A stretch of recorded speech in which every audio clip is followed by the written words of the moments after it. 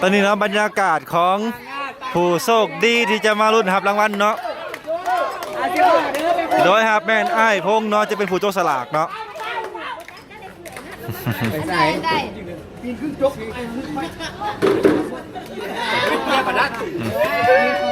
เอาจบ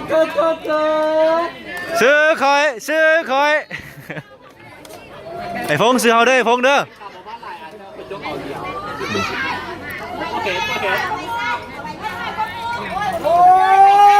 ไผ่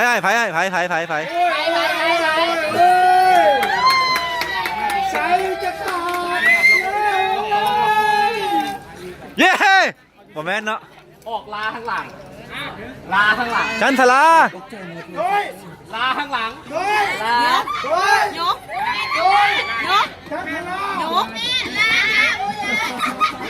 อัมพิลาสิอัมพิลา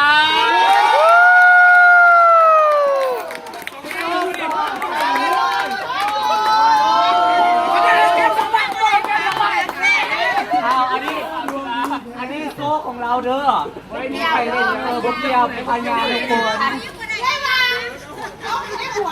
อัมพิลาประมาซ้ำลูกสองแล้วหัวมันลอยเอาให้พวกมอบเลย